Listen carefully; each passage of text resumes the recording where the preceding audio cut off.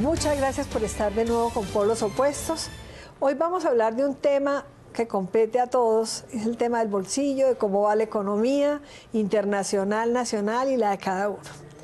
Hemos invitado para hablar sobre la materia a la doctora Camila Pérez, que no es la primera vez que la invitamos, es directora de análisis macroeconómico en FEDesarrollo. Muchísimas gracias por aceptarnos. Y al doctor Mario Valencia, analista principalmente en el tema económico, miembro de la Red de Justicia Fiscal de América Latina y el Caribe, profesor universitario, también es la primera vez que lo invitamos, ¿no? Sí, señora, muchas gracias por la invitación. Pues muy amables por aceptarnos. Y en esta polarización tan impresionante que vivimos, donde no nos podemos poner de acuerdo en qué color es su vestido y el mío, porque son polos opuestos totalmente, pues vamos a tratar de hacer un análisis, me imagino que, porque los hemos tratado de buscar de diferentes orillas, pero tratando de ser constructivos y positivos. Para recomendaciones, porque nada es más importante para el buen manejo de las políticas públicas que la verdad. A mí el cuento del tapen y crear ilusiones que después se vuelven, son decepciones, pues eso no resulta. Entonces acabamos de pasar por una reforma tributaria que se quiso que fuera estructural y lamentablemente ya fue un poco tardía esa decisión para hacer una reforma estructural donde se tocaron puntos importantes. Y yo quería lo primero preguntarles, porque les voy a hacer una confesión, estuve mirando los impuestos que tengo que pagar y todos estamos empanicados. Entonces vamos a empezar por la doctora Camila. Su opinión sobre la reforma tributaria que hicimos, el alcance para poder resolver los temas deficitarios que teníamos, ¿cuál es su concepto? Bueno, yo creo que la reforma tuvo cosas positivas, digamos que el incremento de 3 puntos del IVA era necesario y era una de las recomendaciones que había hecho la comisión de expertos y es lo que va a traer el mayor recaudo en el corto plazo. Sin embargo, se quedó corta en otros aspectos porque, por ejemplo, le baja la tarifa de renta a las empresas, lo cual es maravilloso porque se necesita promover la inversión y la actividad productiva, pero le hizo falta incrementar los impuestos a quienes más ganan en este país y eso hace que en el tema de los dividendos, por ejemplo, que aquí pues las grandes personas que viven de los dividendos no pagan impuestos y se pretendía que así ¿Y cómo consiguieron? ¿Con lobby que eso no pasara o...? Sí, yo creo que mucha presión. Obviamente ahí están los intereses de los grupos y de las personas más pudientes, de nuevo lo digo. Entonces, ¿qué es lo que pasa? Que la reforma en el corto plazo ayuda a mejorar la situación fiscal, pero en el mediano plazo ese incremento del IVA se diluye y pues digamos seguimos con un faltante. Y sobre todo, doctora Camila, se diluye si el gasto público no se mesura, no se imprime cierta austeridad, no se gasta en la publicidad lo que se gasta. Doctor Valencia, su opinión. Bueno, yo creo que la reforma tributaria fue IVA, fundamentalmente. Todo lo demás era accesorio y eso ya lo sabíamos desde hace varios años que ANIF y FEDesarrollo vienen insistiendo en incrementar el IVA para ponerlo al nivel de los países de la OCDE, aunque tenemos ahora ya el IVA de los países de la OCDE, pero la desigualdad más parecida a países como Haití. Eso fue lo que propuso la comisión de expertos de la reforma tributaria y eso fue lo que se aprobó. La totalidad del nuevo recaudo en el corto plazo va a ser lo que se recaude con el aumento de IVA, un impuesto absolutamente regresivo que cumple con el propósito que se había propuesto el gobierno, que era el de terminar de ahogar, de asfixiar la economía nacional por la vía de afectar el consumo de los hogares y ese va a ser el resultado. No puede ser uno diferente que el de aumentar la desigualdad por una parte, como nosotros lo hemos medido y lo hemos probado, pero también el de seguir trasladando recursos desde los contribuyentes, desde el público colombiano, hacia las necesidades del Estado, que ya hemos mostrado que tiene un manejo absolutamente irresponsable de las finanzas. Bueno, les quiero preguntar a los dos. ¿Cómo me va a mí, no? El el trabajador corriente, pues el que se gana 1, 2, 3 salarios mínimos, la clase media de este país, ¿cómo le fue con esta reforma tributaria y cómo pinta este 17 para la clase asalariada, digámoslo así? A ver, para los asalariados de bajos ingresos no hubo reformas en términos del impuesto de renta, el IVA lo pagamos todos. O sea, sí, pero mucho más grave para una persona que gana 2 salarios mínimos que para nosotras. Claro, el IVA lo paga todo el mundo y obviamente ese es un impuesto que afecta al bolsillo de todos los consumidores, eso no lo vamos a negar. Ahora, no es solamente que la tarifa se subió, es que en Colombia la composición de ingresos entre impuesto de renta, e IVA respecto a otros países, aquí la proporción de lo que se recauda por IVA es muy bajito, por eso se subió, no es solamente por igualar la tarifa Doctora Camila, a la OCDE. interrumpo. Sí. Yo acabo de venir del Japón, donde el IVA es el 8%. Claro.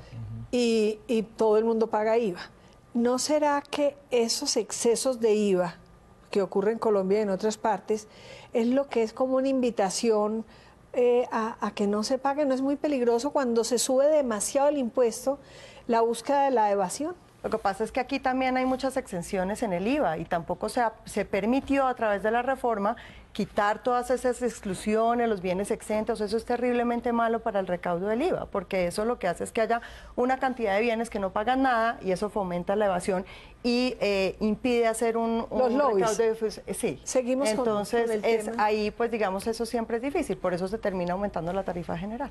No, el IVA no afecta a todos por igual, digamos, porque eso es un impuesto de naturaleza regresiva, es un impuesto que por principio viola la Constitución de Colombia, que indica que la tributación tiene que ser progresiva, es decir, que los más ricos paguen más y los menos ricos paguen menos, o incluso algunos que no paguen impuestos. Y en Colombia ocurre todo lo contrario. En Colombia, antes de impuestos, la concentración del ingreso es más baja que después de que se cobran impuestos. Es todo lo contrario a lo que debería ocurrir.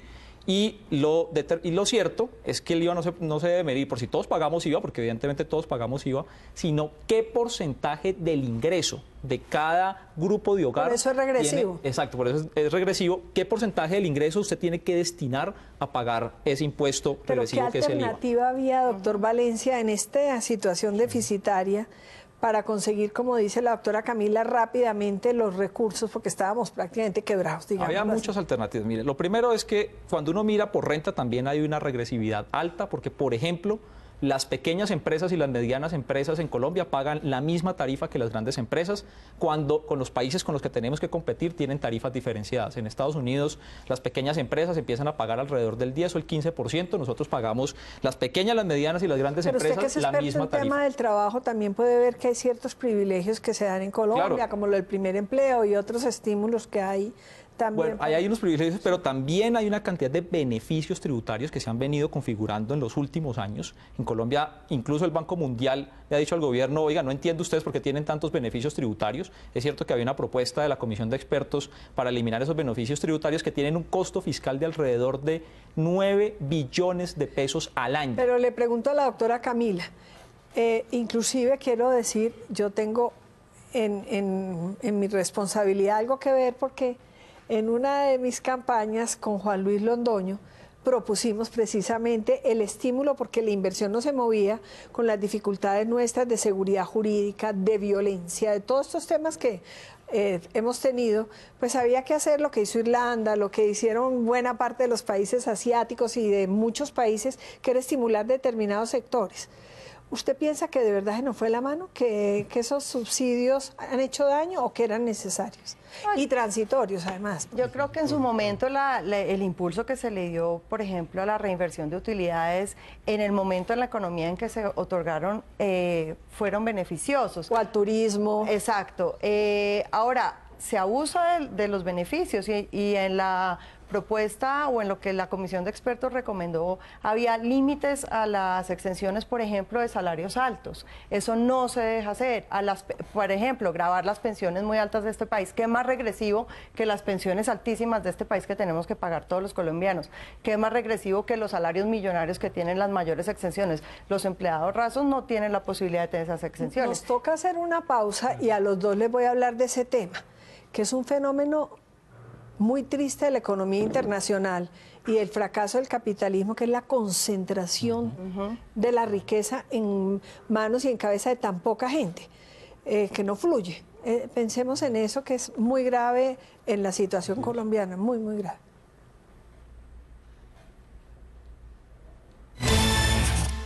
Bueno, dijimos que íbamos a hablar sobre el tema de la concentración de la riqueza, el famoso Gini, que se encabeza de cuánto se acumula casi todo, que en Colombia es gravísimo. Doctor Valencia, ¿usted qué observa sobre eso? Sí, el caso de Colombia es especialmente complejo y muestra además el fracaso de la política económica de los últimos años.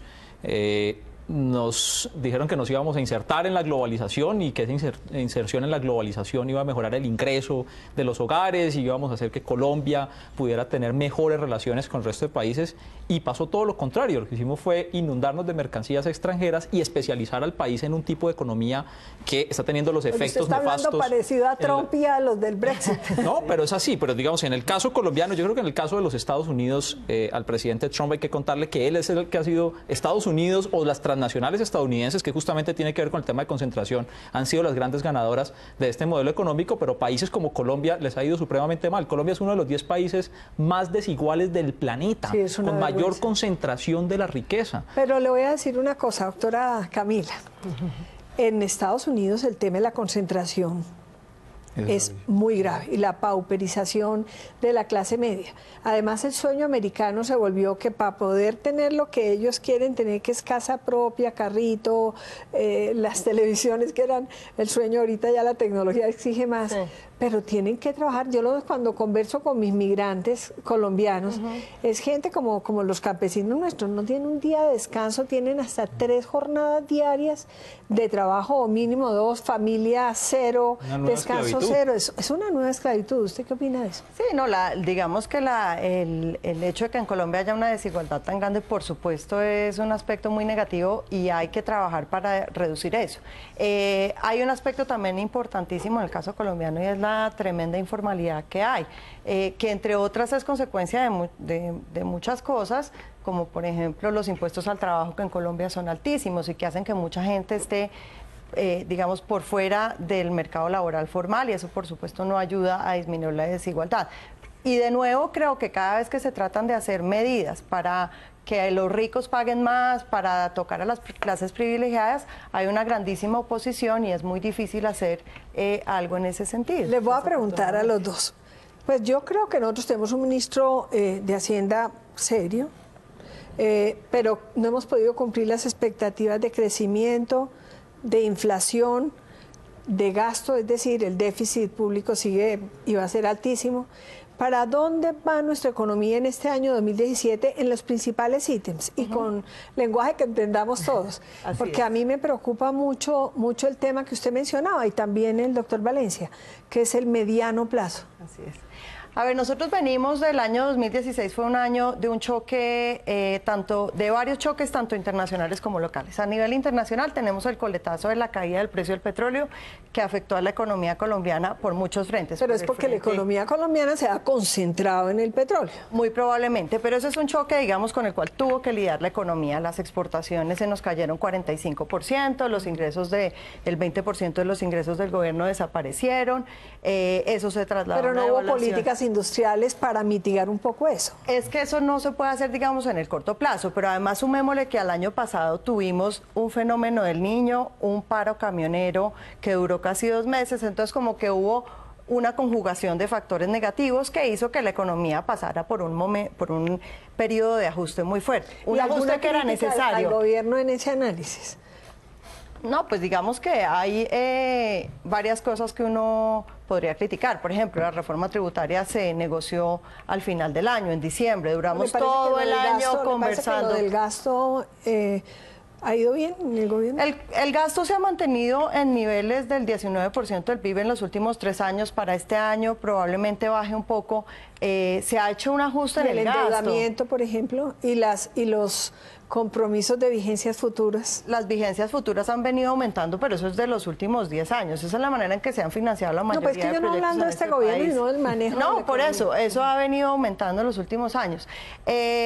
Digamos que ya llega un momento en que hay que hacer el ajuste, y el ajuste hay que hacerlo por el lado de los gastos, por supuesto, pero por el lado de los ingresos, porque uno, pues digamos, hay que acordarse que es que el gasto en este país es muy inflexible, entonces lo que uno puede recortar es la inversión pública, y eso no necesariamente es deseable porque este país necesita inversión en muchos frentes. Un experto en el tema del trabajo, ¿cómo analiza usted esto mismo? Mire, yo creo que... La inflación se llevó el salario mínimo. Ah, sí, no, y la reforma tributaria y la inflación de este año, la proyectada de este año, va a hacer que el aumento del salario mínimo sea de alrededor de 308.000 pesos mensuales, el real. si descontamos lo que se va a comer el aumento del IVA y el aumento de la inflación, nos va a quedar en nada. Pero el aumento del salario transporte, mínimo, por ejemplo, no, para una todo, persona con salud, sí, Entonces, el aumento de la inflación va a ser 4.4%, digamos, y el salario mínimo aumentó 7%. Entonces hay una ganancia en términos reales.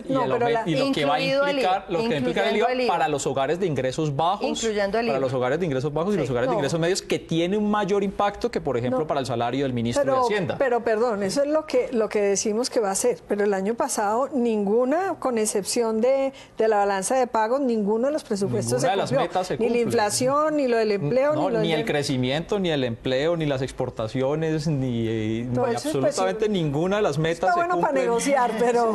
No, claro, porque pues, se hacen además afirmaciones irresponsables de que la economía va a crecer al 3 o 5 y después crece al 2 y no pasa absolutamente nada. Desbocar la inflación tampoco es bueno. No, por supuesto. Digamos que esto también habría que entrar a mirar qué le conviene más al país, digamos, en términos de si hay que asfixiar la economía por controlar la inflación o que si lo que necesita la economía es un estímulo en actividades productivas, que es lo que yo creo que es estructural, el problema estructural de la economía nacional. Lo de la caída de los precios del petróleo ya lo sabíamos.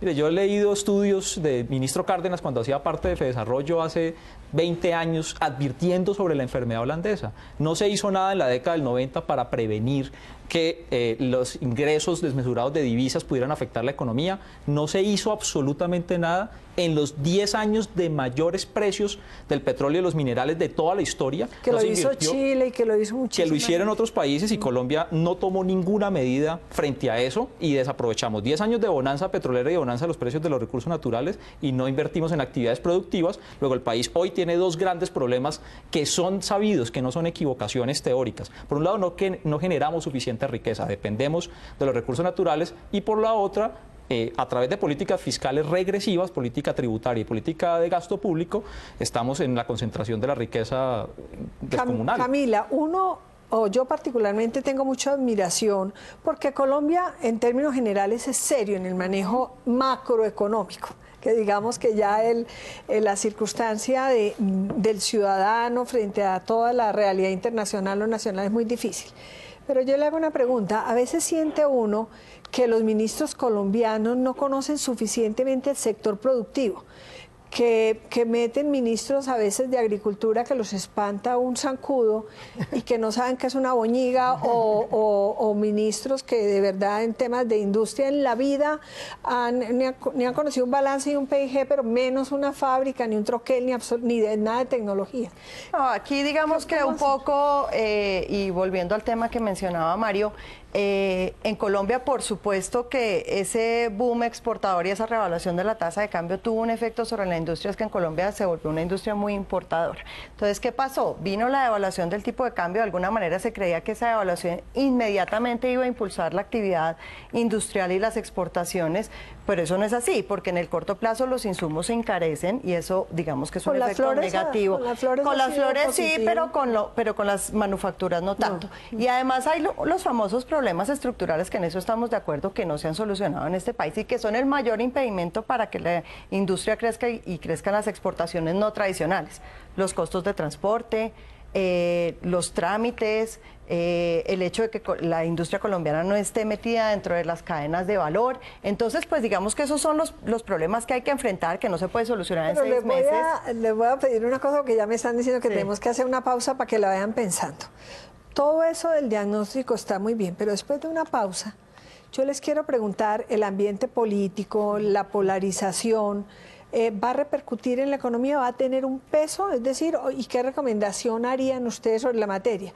Porque a mí me preocupa mucho que en Colombia pensamos que con la sola modernización del país, que es muy importante, hay que reconocer que en materia de infraestructura se ha mejorado, las TIC también han mejorado, hay algo en la educación indiscutiblemente, hay mejorías, pero cuando yo repito, pues estoy muy impresionada que acabo de llegar del Japón, y en el Japón lo más importante es el respeto. Y eso que es el fundamento absolutamente de todo, para que todo funcione mejor en cuanto digamos, a lo público. Entonces, después de la pausa, les quiero que comentemos de temas distintos a la economía para la economía, sino la economía para el bienestar.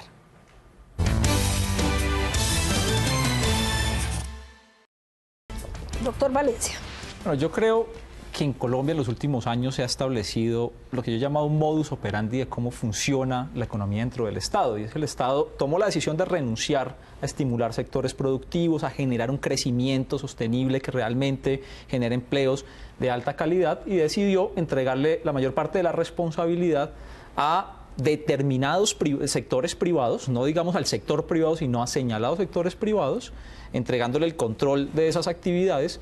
Y ya sabemos el desenlace de eso, ya sabemos de Electricaribe, ya sabemos Odebrecht, ya sabemos qué ha pasado con Ecopetrol, qué ha pasado con Isagen, que lo que ha propiciado el Estado es una canalización de recursos públicos, de recursos del Estado a señalados intereses particulares, y estamos en la crisis institucional en la que está el país en estos momentos, pero insisto, no como una equivocación, sino como un modus operandi. En ese sentido yo creo que a pesar de que hay una captura del Estado y de las políticas públicas por parte de ciertos sectores. El Estado se convirtió en una especie de intermediario de señalados negocios particulares y no para cumplir la función constitucional. O sea, que hay una paraeconomía de los poderes económicos sobre el Estado. Eso es lo que están reflejando no solamente los hechos recientes de corrupción, sino cosas tan graves como esta.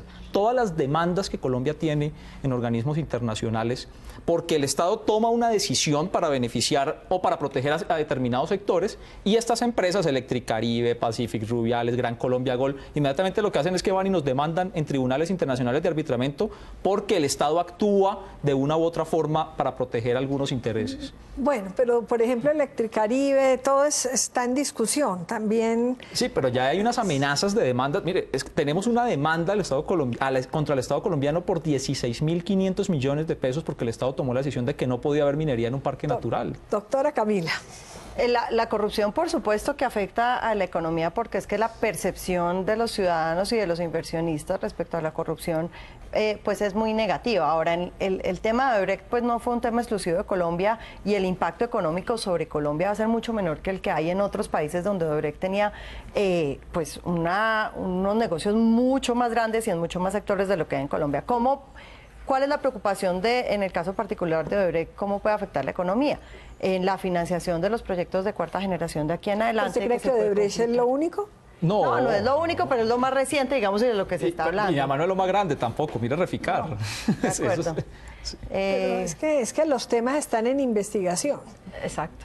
Sí, pero ya hubo, en el caso de Reficar, por ejemplo, ya se sabe que hubo sobrecostos. O sea, es que el proyecto iba a costar 4.000 millones y costó 8.000 millones. ¿No? La Contraloría no ha dicho que se hayan robado la plata, pero efectivamente al país le costó 4.000 millones de dólares adicionales. Pero ¿no le parece muy bueno, obra? doctor Valencia, que en Colombia tengan oportunidad, pues inclusive, de investigar? Claro. Los unos tendrán derecho a defenderse, pero es que antes como que no, pues que hoy en día se sabe. Y a mí me preocupa lo de Odebrecht, porque pues es mucha casualidad que fuera lo único, ¿no? Lo que pasa es que eso lo cantaron en Brasil, lo replicaron en Estados Unidos. Fue lo que pillaron.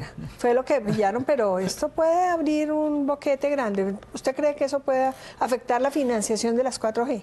Pues en el sentido que crea una incertidumbre, porque obviamente no se sabe los contratos hacia el futuro qué riesgos tengan y es difícil blindar a los contratos de un riesgo de corrupción como ese, pues porque será una manera muy sofisticada, digamos, de hacer corrupción. Por supuesto que no es lo único y yo también coincido en que hay una percepción de que la corrupción es mayor precisamente porque hoy en día se destapan mucho más escándalos de lo que pasaba antes. Bueno, desafortunadamente se nos acaba el tiempo y yo pensaría que el 8.000 nos hizo mucho daño. Fueron 4 años de un gobierno donde Ernesto Samper, que estaba llamado a hacer pues un cambio social muy importante porque estaba preparado para eso, pues el gobierno se paralizó. Las consecuencias del 8.000 todavía las vivimos porque no se tramitó, digamos, el tema adecuadamente. Ojalá las personas incursas en esta crisis tengan el valor y la bondad con Colombia de resolver los temas, de confesar, de